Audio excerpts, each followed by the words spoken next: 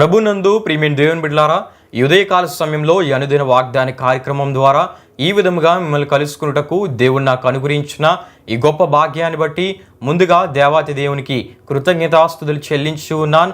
అదేవిధంగా ఈ అనుదిన వాగ్దాన కార్యక్రమాన్ని వీక్షించున్న ఆత్మీయులకు మీ అందరికీ ప్రభువైన యేసుక్రీస్తు నామంలో శుభాభివందనాలు తెలియజేస్తూ ఉన్నాను. ప్రియమైన దేవుని బిడ్డలారా, మీ అందరి కొరకు మేము ప్రార్థిస్తూ ఉన్నాం. మా కొరకు, మా పరిచయ కొరకు మీ ప్రార్థనలో జ్ఞాపకం చేసుకునవలసిందిగా ప్రభువైన యేసుక్రీస్తు నామంలో మీ అందరినీ కోరుచు ఉన్నాను. ప్రియమైన దేవుని బిడ్డలారా, ఈ దినము ప్రభు మీకు ఇచ్చే వాగ్దానము ఇర్మియా గ్రంథం 30వ అధ్యాయం 19వ వచనంలో ఉన్నది. ఆ వాగ్దాన వచనాన్ని నేను మీ కొరకు చదువుచూ ఉన్నాను. ప్రార్థనాపూర్వకంగా ఆలకించవలసిందిగా ప్రభువైన యేసుక్రీస్తు నామంలో మీ అందరినీ కోరుచూ ఉన్నాను. ఆ వాగ్దాన వచనము ఈ విధంగా రాయబడి ఉన్నది. వాటిలో కృతజ్ఞతా స్తోత్రములను సంభ్రమపడు వారి స్వరమును వినబడును. జనులు తక్కువ మంది కాకుండా నేను వారిని విస్తరింపజేసేదను. అల్పులు కాకుండా నేను వారిని గనులుగా చేసేదను. హల్లెలూయా, హల్లెలూయా. ప్రియమైన దేవుని బిడ్డలారా, ఈ వాగ్దానమును ఆనాడు దేవుడు ఇర్మియా ప్రవక్త ద్వారా ఇశ్రాయేలీయులకు అదేవిధంగా యూదులకు ఇచ్చిన వాగ్దానంగా దేవుని వాక్యంలో మనం చూస్తాం. అయితే ఈ ఇర్మియా గ్రంథం 30 నుండి 33 వరకు రాయబడిన ఈ అధ్యాయాలు, ఈ 4 అధ్యాయాలు కూడా ఒకే కోవకు చెందినవిగా మనం చూస్తూ ఉంటాం. వీటిలో దేవుడు ఇశ్రాయేలును యూదాను వారి దేశానికి మరలా తీసుకుని వస్తానని పదే పదే ప్రమాణాలు చేస్తున్నట్లు మనకు అక్కడ కనబడుతుంది. ప్రియమైన దేవుని బిడ్డలారా, ఈ 30వ అధ్యాయం నుండి 33 వరకు రాయబడిన ఈ భాగంలో భవిష్యత్తు విషయంలో ఆదరణను, ఆశాభావాన్ని కలిగించే మాటలు పుష్కలంగా మనకు కనబడుతూ ఉంటాయి. హల్లెలూయా, హల్లెలూయా. ప్రియమైన దేవుని బిడ్డలారా, పరిశుద్ధ గ్రంథమైన బైబిల్లో రాయబడిన మాటలే భవిష్యత్ విషయంలో మనకు ఆదరణను, ఆశాభావాన్ని కలిగించేవని తప్పక మనం తెలుసుకోవాలి.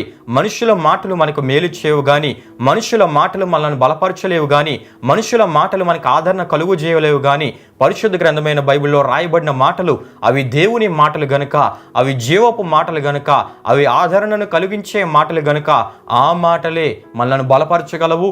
ఆ మాటలే మనకు ధైర్యాన్ని కలుగు చేయగలవు. ఆ మాటలే మనకు మేలు చేయగలవు. ఆ మాటలే మనకు భవిష్యత్ విషయంలో మంచి నిరీక్షణను, ఆశాభావాన్ని, ఆదరణను కలిగించేవు. ప్రియమైన దేవుని బిడ్డలారా, హల్లెలూయా, హల్లెలూయా. గనుక ప్రియమైన దేవుని బిడ్డలారా, మీరు అందరూ కూడా వాక్యాన్ని ఎక్కువగా చదవాలని, వాక్యాన్ని ధ్యానించాలని, వాక్యాన్ని వినాలని ప్రభు సేవకునిగా నేను మిమ్మల్ని కోరుచూ ఉన్నాను. వాక్యమే మీకు మేలు చేసేదని మరొకసారి ఈ మాటల ద్వారా నేను మీకు తెలియపరుస్తూ ఉన్నాను. ప్రియమైన దేవుని బిడ్డలారా, మన వాగ్దాన సందర్భానికి వస్తే ఇశ్రాయేలీయులు, యూదులు వారి అవిధేయతను బట్టి, వారు చేసిన పాపములను బట్టి బబులోను చెరలోనికి వారు కొనుపోబడ్డారు. ప్రియమైన దేవుని బిడ్డలారా, చెరలో బాధాకరమైన పరిస్థితుల్లో వారు అనుభవిస్తూ ఉన్నారు. అయితే దేవుడు తన ప్రజల విషయమై, వారు అవిధేయులుగా మారిన, పాపంలో పడిన దేవుడు తన ప్రజల విషయమై తన మనస్సును పెద్దదిగా చేసుకొని దేవుడు తన ప్రవక్త అయిన ఇర్మియా ద్వారా మాట్లాడుతూ, తన ప్రజలైన ఇశ్రాయేలీయులతో, యూదులతో దేవుడు మాట్లాడుతూ మరలా తిరిగి వారి దేశానికి, వారి స్వదేశానికి వారిని తిరిగి రప్పిస్తానని, వారిని ఆ చెరలో నుండి విడిపిస్తానని, ఆ బంధకాల నుండి విడిపిస్తానని, ఆ బాధాకరమైన పరిస్థితుల నుండి విడిపిస్తానని, ఆ వేదనకరమైన పరిస్థితుల నుండి విడిపిస్తానని, విడిపించడమే కాకుండా వారిని వారి స్వదేశానికి తీసుకుని వచ్చి అక్కడ వారిని మరలా ఆశీర్వదిస్తానని, ఆశీర్వాదకరమైన స్థితిలో వారిని ఉంచుతానని దేవుడు వాగ్దానం ద్వారా మాట్లాడుతూ ఉన్నాడు. హల్లెలూయా, హల్లెలూయా.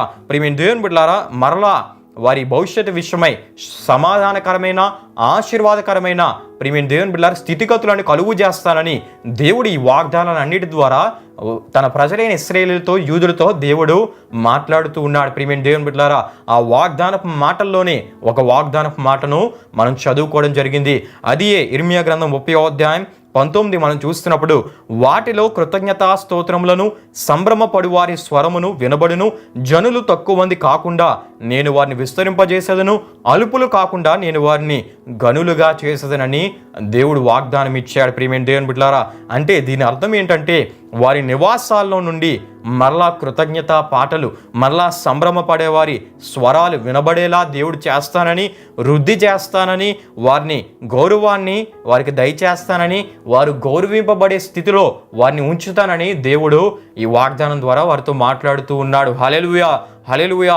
ఈ వాగ్దానం ద్వారా దేవుడు మాట్లాడుతూ వారిని బలపరుస్తున్నాడు, ధైర్యపరుస్తున్నాడు. భవిష్యత్ విషయంలో మీరు ఆందోళన చెందొద్దు, నేను మీ పట్ల ఈ వాగ్దానాన్ని నెరవేరుస్తానని దేవుడు తన ప్రజలైన ఇశ్రాయేలుతో, యూదులతో మాట్లాడుతున్నాడు. ప్రియమైన దేవుని బిడ్డలారా, ఈ వాగ్దాన వివరణ మనం చూస్తే వాటిలో అని దేవుడు మాట్లాడుతున్నాడు.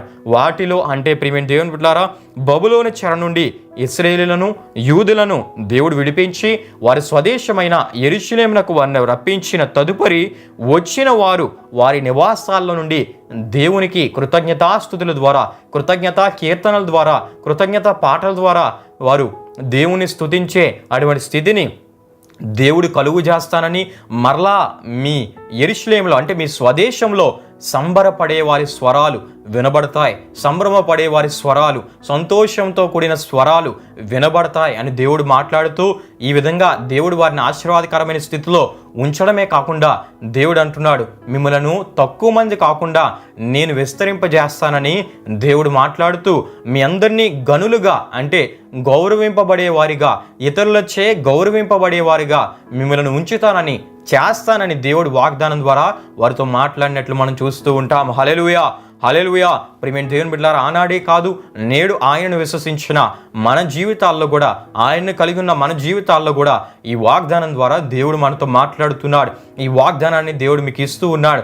దేవుడు ఈ వాగ్దానం ద్వారా మాట్లాడుతూ ఆయన తెలియజేస్తున్న విషయాలు ఏంటంటే, ఈ ఉదయకాల సమయంలో దేవుడు మాట్లాడుతూ, ఇశ్రాయేలీయులు యూదుల వలె ఒకవేళ అవిధేయత వలన శ్రమల పాలు అయినట్లయితే, మీరు శ్రమల పాలైనట్లయితే, ఒకవేళ మీ అవిధేయతను బట్టి శోధనలో పడి ఉన్న వారిగా ఉంటూ బాధను అనుభవిస్తున్నట్లయితే దేవుడు మాట్లాడుతున్నాడు, మీరు దేవుని యొద్దకు వచ్చి పశ్చాత్తాపడితే, దేవుని దగ్గరకు వచ్చి మీ అవిధేయతను ఒప్పుకుంటే దేవుడు అంటున్నాడు, మరలా మీ గృహాల్లో ఆ వేదనకరమైన పరిస్థితులను తొలగించి, ఆ బాధాకరమైన పరిస్థితులను తొలగించి, ఇంట్లో ఆ పరిస్థితులు ఏవైతే పరిస్థితులు ఇబ్బందికరంగా ఉన్నాయో వాటన్నిటి నుండి విడిపించి మరలా మీ గృహంలో ఎటువంటి స్థితిని దేవుడు కలుగు చేస్తానంటున్నాడంటే, కృతజ్ఞత కీర్తనలు వచ్చే అటువంటి స్థితిని, కృతజ్ఞతా స్తుతులు పాడేవారి స్థుతిని దేవుడు దయచేస్తానని, అటువంటి స్థితి వినబడేటట్లు చేస్తానని, సంతోషపడే వారి స్వరాలు మీ గృహంలో వినబడేటట్లు చేస్తానని, మీ గృహంలో మరలా సంభ్రమపడే వారి స్వరాలు వినబడేటట్లు చేస్తానని, కృతజ్ఞతా స్తుతులు మీ గృహంలో నుండి వినబడేటట్లు చేస్తానని దేవుడు మాట్లాడుతున్నాడు. ప్రియమైన దేవుని బిడ్డలారా, హల్లెలూయా, హల్లెలూయా. అంతేకాకుండా దేవుడు ఈ విధంగా ఆశీర్వదించడమే కాకుండా మిమ్మల్ని విస్తరింపజేస్తానని దేవుడు మాట్లాడుతున్నాడు. అంటే వృద్ధి చేస్తానని దేవుడు మాట్లాడుతున్నాడు, అభివృద్ధి పరుస్తానని దేవుడు వాగ్దానం ఇస్తూ ఉన్నాడు. అంతేకాకుండా గనులుగా అంటే గౌరవింపబడే వారిగా దేవుడు మిమ్మల్ని చేస్తానని మాట్లాడుతూ ఉన్నాడు. హల్లెలూయా, హల్లెలూయా. ప్రియమైన దేవుని బిడ్డలారా, ఈ విషయాలు మనం గమనించాలి. ఈ విషయాలు మనకి తెలియజేసే అద్భుత సత్యం ఏంటంటే, దేవుడు ఒక్కడే మనలను ఆశీర్వదించగల దేవుడు, దేవుడు ఒక్కడే మనల్ని గౌరవింపబడే వారిగా చేయగల దేవుడు, దేవుడు ఒక్కడే మనల్ని గనులుగా ఆశీర్వదించగల దేవుడు, దేవుడు ఒక్కడే మనల్ని ఘనమైన స్థితిలో ఉంచగల సామర్థ్యం కలిగిన దేవుడు, దేవుడు ఒక్కడే మన సంతానములను విస్తరింపజేయగల దేవుడు. ప్రియమైన దేవుని బిడ్డలారా, ఇటువంటి కార్యములన్నీ దేవుడే చేయగలడు. గనుక ఈ ఉదయకాల సమయంలో దేవుడు మాట్లాడుతున్నాడు, మీ అవిధేయతను మీరు ఒప్పుకొని దేవుని దగ్గరికి వచ్చి పశ్చాత్తాపడి మరలా దేవునికి ప్రథమ స్థానం ఇస్తే, ఎందుకంటే దేవుడే ఆశీర్వదించేవాడు, దేవుడే మిమ్మల్ని గౌరవింపజేసేవాడు, దేవుడే మిమ్మల్ని ఘనమైన స్థితిలో ఉంచేవాడు, దేవుడే మిమ్మల్ని ఘనతకు కారణంగా అనేకులకు దీవెనకరంగా మార్చువాడు. గనుక దేవునికి మీరు ప్రథమ స్థానం ఇస్తే, దేవునికి విధేయులుగా మీరు ఉన్నట్లయితే దేవుడు ఇటువంటి వాగ్దాన దీవెనను మీ పట్ల నెరవేరుస్తానని దేవుడు ఈ వాగ్దానం ద్వారా ఈ ఉదయకాల సమయంలో మాట్లాడుతూ ఉన్నారు. హల్లెలూయా, హల్లెలూయా. గనుక ప్రియమైన దేవుని బిడ్డలారా, ఆనాడు ఇశ్రాయేలులకు, యూదులకు దేవుడిచ్చిన ఈ వాగ్దానమును దేవుడు ఈ వాగ్దానం ద్వారా మీ అందరితో మాట్లాడుతూ ఉన్నాడు. దేవునికి మీరు ప్రథమ స్థానం ఇచ్చి దేవునికి విధేయులుగా మీరు ఉన్నట్లయితే దేవుని గొప్ప ఆశీర్వాదములతో మరలా దేవుడు మిమ్మల్ని నింపుతానని, దేవుడు మిమ్మల్ని విస్తరింపజేస్తానని, మీ గృహాల్లో సంతోషం అనుగ్రహిస్తానని, అదేవిధంగా మిమ్మల్ని గౌరవింపబడే వారిగా, ఇతరులచే గౌరవింపబడే వారిగా మిమ్మల్ని దేవుడు చేస్తానని ఈ వాగ్దానం ద్వారా మాట్లాడుతూ ఉన్నాడు. గనుక దేవునికి విధేయులై దేవునికి ప్రథమ స్థానం ఇచ్చి ఈ వాగ్దాన దీవెనలను మీరు పొందాలని ప్రభు సేవకునిగా నేను కోరుతూ ఈ వాగ్దానపు మాటలను నేను ముగిస్తూ ఉన్నాను. ఈ వాగ్దానంను దేవుడు మీ అందరి పట్ల నెరవేర్చునుగాక, ప్రభు మిమ్మల్ని దీవించునుగాక. ఆమేన్. ప్రియమైన దేవుని బిడ్డలారా, ఈ వాగ్దాన కార్యక్రమాన్ని ముగింపు ప్రార్థనతో మనం ముగించుకుందాం, ప్రార్థన చేసుకుందాం. మహిమా స్వరూపి అయిన మా ప్రభువా, జీవాధిపతి అయిన యేసయ్య, నీ ఘనమైన నామమునకు మహిమ ఘనత ప్రభావములు చెల్లిస్తున్నాం తండ్రి. ఈ ఉదయకాల సమయంలో ఒక చక్కటి వాగ్దానం ద్వారా మీరు మాతో మాట్లాడారు, మమ్మల్ని బలపరిచారు.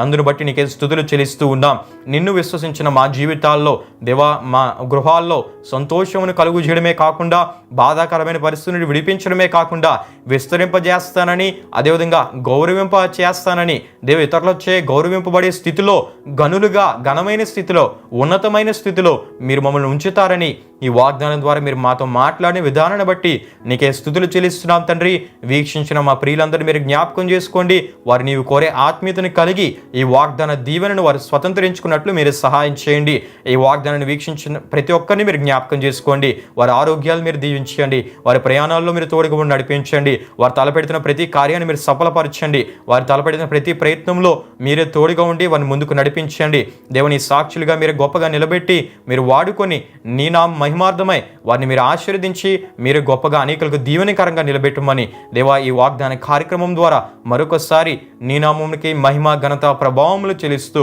యేసు పరిశుద్ధ నామంలో అడిగి వేడుకొనుచున్నాము తండ్రి. ఆమేన్. యేసు రక్తమే జయం, ప్రవేశ రక్తమే జయం, ప్రవేశ రక్తం సంపూర్ణమైనది, అపవాది క్రియలకంత నాశనం కలుగును గాక. ఆమేన్. ప్రభు మిమ్మును మీ కుటుంబములను నూరంతలుగా ఆశీర్వదించును గాక. ఆమేన్.